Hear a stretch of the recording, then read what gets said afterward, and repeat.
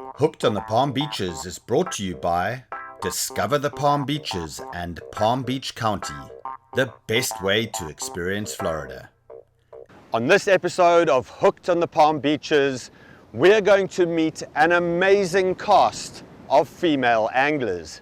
We're actually going to meet somebody who's been teaching women how to fish for decades, right here in the beautiful Palm Beaches. Let's go fishing. There he comes up. Woo, look at that. There we go. Bring them in. Pretty fish. Yeah. We got a big one, boys. Got him on. I don't think it gets any better than this. So keep your eye out for that. That's the explosive bite we're looking for. I just cannot believe how many fish there are out there. He is lively and fired up. Oh, there's the big one right there. This is why you come here. This is why we do what we do. This fish is on fire. Look at him just coming at us. Tuna coming in, baby. Off of Palm Beach, bro. This is the kind of Jurassic Park stuff that lives out here. What a stunning fish. We're going to try and get it back in the water safely here. Oh, big one. Woo! We did it, Bubba. It blows me away the fishing opportunities that we have in and around Palm Beach County. It's some of the best game fishing that you can have in the entire world.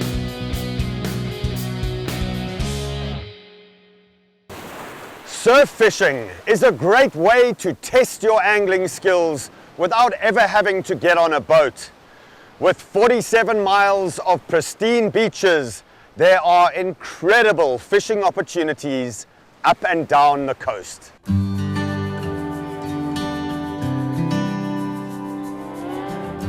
There's nothing quite like surf fishing. The thrill of the chase, the sound of the waves, and the tranquility of the beach. It's just you, your gear, and the fish. Fishing from the beach provides a special angling experience, targeting pompano, bluefish, whiting, Spanish mackerel, and other interesting species. Surf fishing in the Palm Beaches is a great way to test your angling skills without getting on the boat. With 47 miles of pristine beaches, there are fantastic fishing opportunities right up and down the coast. We caught up with Palm Beaches fishing guide Alison Statner to learn more about this amazing fishery. So Alison, tell me about the different times of the year and what you can expect to catch, let's say, this time in the fall versus winter versus summer. Sure thing. So we have a migration of our shoreline fish, just like our offshore fish, and they go to the Carolinas, up north, Florida, when the water temperature is hot in the summer.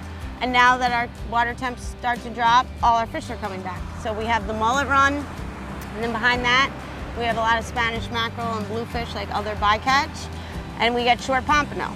Then we'll get, our bigger run of fish come through here, a lot of pompano, a lot of Spanish mackerel. The great thing is we pretty much fish for them all winter. So a lot of times now we'll get small juvenile fish on their way down, and then we get our larger sized fish, but fewer quantity in April and May. Why do you target this area in particular? Tell me a little bit about the topography. What makes for good surf fishing? So what's great about Florida in general is that we have surf fishing on our whole coast, and it's a very fun sport to drive around and try different beaches. It's very accessible. You can surf fish like this, where you bring the sand spikes and the bait rods, but it's also very enjoyable, and a lot of people like to just take a backpack, fanny pack, and walk the beach in the morning, with a spinning rod. It's a great way to enjoy the sport.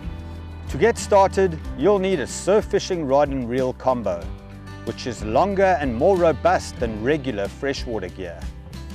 A heavy-duty 9 to 12 foot rod with a spinning reel is a good choice to start off with. Live baits such as shrimp, sand fleas, and baitfish work well in the surf. Artificial lures like spoons, jigs, and plugs can also be very effective. Fishing on the beach and enjoying the beautiful Palm Beaches is a perfect way of spending time outside. Give surf fishing a try. It's sure to make memories that will last a lifetime.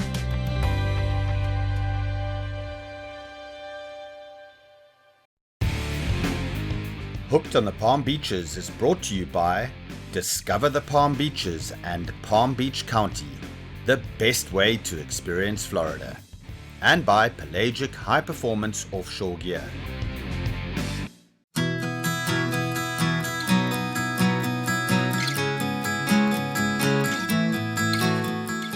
Surf fishing is a great year-round pastime in the Palm Beaches, but the prime seasons are generally during the fall and spring when many fish species migrate along the coast. You can catch a wide variety of fish in the surf, including snook, tarpon, pompano, whiting, flounder, and more. So the mullet run is one of the spectacles of nature that you can witness as a visitor to the Palm Beaches. Tell me a little bit about this mullet run and what makes it so special. It is very cool. Fishing or just heading down to the beach, it is something really not to be missed. Every fall, usually about this time in September, we see the first bits of mullet. Same thing, they're on a migration. It gets too hot here in the summer, so they start to come back down. But you will just see for miles and miles very dark schools of the baits. They're moving through on the facade of the wave, and behind them is all the predators that like to eat them. So we're talking about big jack crevalles, we're talking about lots of rolling tarpon right at sunrise, snook, black tip sharks. But it's just so extraordinary. It's like the predators are lit up on their feeding frenzy kind of thing. And so you just got bait and fish jumping out of the water, jumping in the sky everywhere. And what makes it so special about the mullet run here is the clarity of the water. So, you know, looking at that from the air, for example, is just crazy because you're just seeing this white water explode everywhere and these bait fish running for their lives. It's pretty cool, isn't it? It's very, very cool. Alison holds classes for ladies, fishing camps for kids, and organizes other events as well. She has completed an FWC fishing course in junior fishing education and has been fishing the beach for over 35 years. So you've been fishing since childhood. I guess you had a mentor in your life. Tell me about the mentorship program that you're doing here, trying to get more women anglers into the sport. So I was fortunate to have a lot of mentors. I fished with my dad and a lot of other guys on the pier that took me under their wing when I was young. It's not as much as me trying to get women and kids fishing. The need is there. I get requests all the time. I get requests a lot for boat maneuvering. So there's just a lot more women that want to be on the water and they want to be independent. And so we work different programs around whatever those goals are. So we do family offshore trips on the head boat, and the party boats are great. That's really how I started. And then I just had more and more ladies reach out to me. So we tend to do 1 or 2 classes, either at somebody's house or White's Tackle was generous enough to let us use their space. And so the ladies get sort of a background information. And then the beach is a great platform for everybody to learn how to tie knots or put bait on or take fish off. And then we graduate to ladies that would like to have offshore skills from there. Then we start doing more party boat trips, or we do open boat trips, so they can start using live bait and gaff and then fillet. So it's really something that I just tailor to whatever the groups are. There we go! Look at that, little jack crevalle. Yes. Very cool. It's important to pay attention to the tides. Fish tend to be more active during incoming and outgoing tides. Some species like snook are known to feed heavily during the outgoing tide. Always be aware of your surroundings and the conditions in the surf. Rip currents can be strong, so always check the weather and tide forecasts before heading out. So when you surf, how do you find the best spot to swim and paddle out before you turn into the lineup? Well, I normally just look for an outflowing channel of water that's easier to paddle. So okay. You know how it comes in, you get a rip coming back out, just paddle into that rip 100%. that's going back out there. So that same thing is what we look for when we're surf fishing. So that rip is what I call the bait highway. Right. So if you have a trough, sandbar trough, which is a normal scenario, that rip is how the bait fish go from the outside across the sandbar. They get pushed in with that current and then they're in the trough. Right. And the predator fish follow them on the same way. So a lot of times when you do get to a spot and you think, well, now where I'm at the beach, but where do I set up? Right. A lot of people are looking for that rip. Right. And then some people fish along that rip, Or just like you said, like the rip current chart, it makes 2 holes up here sometimes. Right. So that's like my number one thing I'm looking for is, do I see the backflow of water? And then maybe I'm fishing the rip, or maybe I'm fishing the 2 holes to the sides of it. Got it, makes sense. This is like fishing real estate, right? Location, location, location, that they say so often. I guess it applies to fishing too.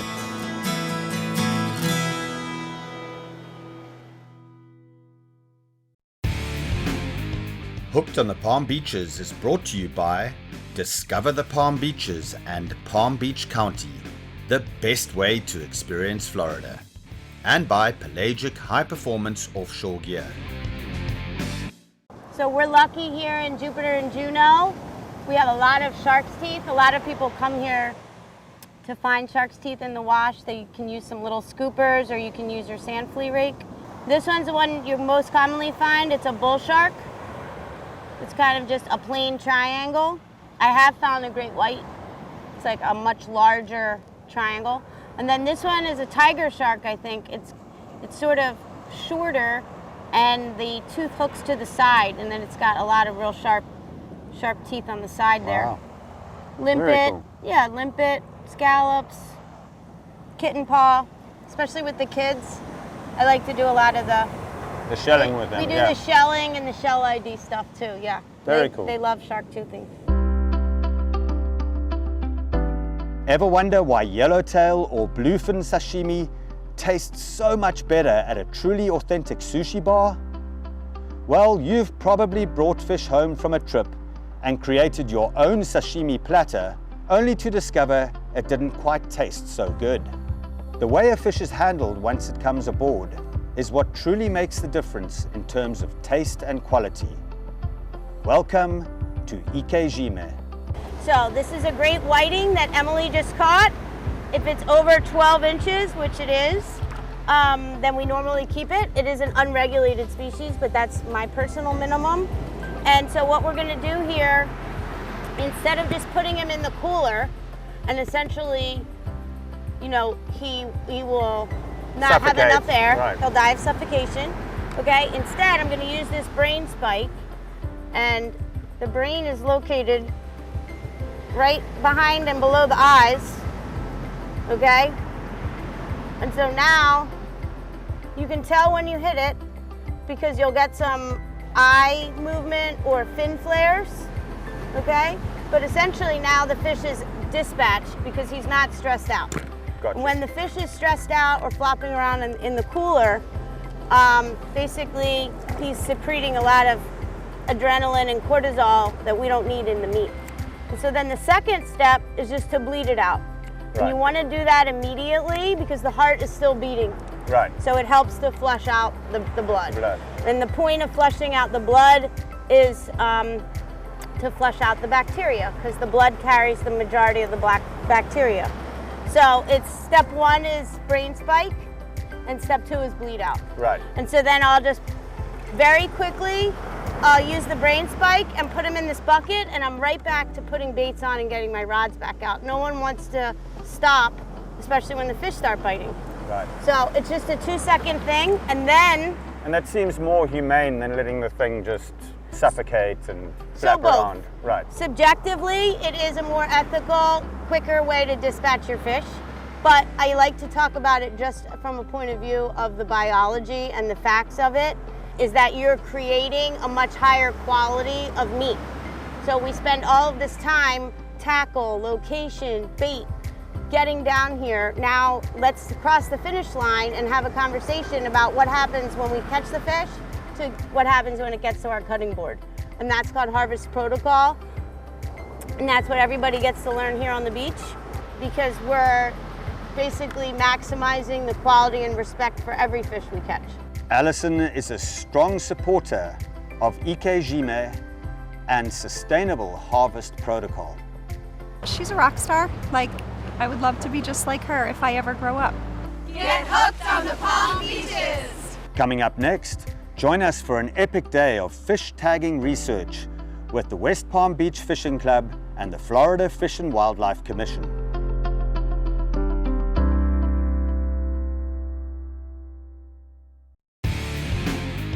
Hooked on the Palm Beaches is brought to you by Discover the Palm Beaches and Palm Beach County, the best way to experience Florida, and by Pelagic High Performance Offshore Gear.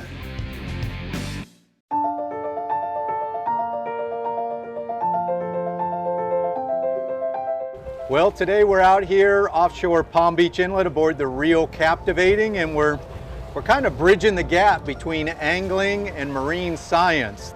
Really, this is just a continuation of a collaboration between the West Palm Beach Fishing Club and our local marine laboratory that started well over 50 years ago, where we cooperatively try to tag marine game fish.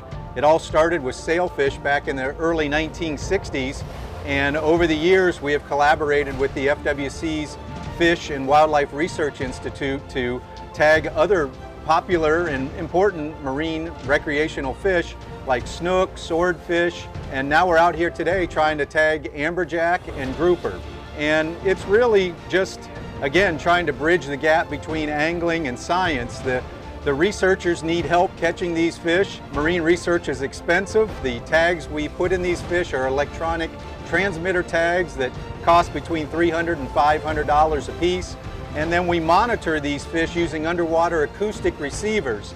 So between Palm Beach Inlet and out here to our deep reef dart site, we have about 8 underwater acoustic receivers that can detect all types of fish that have been tagged with these transmitters. And it's a real collaborative effort because a whole lot of other research groups utilize these tags as well. So there's a lot of data sharing that goes on, and we hope to learn more about the fish's behavior, maybe their growth patterns, migratory routes, and that'll help us manage these species of fish in a more sustainable way. So we're all about catching fish, but we want a healthy resource. And so today the West Palm Beach Fishing Club is helping forward that with our local marine laboratory. So with the AJs, we try to work as fast as we can to get them in and out of the water as soon as we can. So we'll take a capture latitude, we'll take a time when the fish was hooked up, and then we'll also take a time when we bring it to the boat. We'll take a couple measurements, and then we will take a fin clip so that can give us genetic information. And then we'll do a quick surgery to implant a acoustic transmitter, and we'll suture that up real quick, make sure that they're doing okay, put some external dart tags in. So if you guys are out here fishing and you catch an AJ with one of these, you can just clip it off right here and call this number on it, and it's a $250 reward for each fish. We've worked real close with the West Palm Beach fishing community to get a decent acoustic array out here, and we've created this line that starts at about 30 foot of water and goes all the way out to about 500 foot of water. And we've seen everything from leatherback sea turtles to bluefin tuna to great white sharks to sawfish to all different types of groupers and snappers. So we're just getting an astounding amount of information. To be able to benefit from the knowledge of all these fishermen and use their vessels and use all of their things just to get fish on board and over as quickly as possible is absolutely amazing. It's super cool. It's something that I've always wanted to do. Ever since I was 5, I wanted to be a marine biologist, and to be out here working with the West Palm Beach Fishing Club and being on a boat like this in conditions like this, it's a dream come true. I love it. This is the perfect size jack to tag. These are the ones we want because they're easier to get in the boat, and they're going to be pretty long-lived. So if we can get a tag in this fish, get it released successfully, that tag may be pinging for another 5 years and give us back some great data on this type of fish. This is amberjack number 10 in the box, getting ready to tag it. This is the best amberjack tagging day that we've had with the Marine Laboratory here in West Palm Beach. So hats off to the crew of the Real Captivating. These guys definitely know what they're doing. We've been blessed with a beautiful day. The collaboration between the Marine Laboratory in Tequesta and the West Palm Beach Fishing Club has never been better. So when you're fishing off the Palm Beaches, it's always a good thing when you got to get through the sailfish to catch an amberjack. It's absolute chaos right now. I see a sailfish jumping, we're tagging a greater amberjack. It's crazy. We set the record today. We ended up tagging 15 amberjacks. Best day ever, right, Dana? Absolutely. And we couldn't have done it without the crew of the Real Captivating. Hats off to Captain Kip Edwards. We got Roy and Justin in the pit. Roy is a master on the deep drop rod, and he proved it today. Just a record-setting day for our collaboration with the FWC's Marine Research Lab in Tequesta and the West Palm Beach Fishing Club.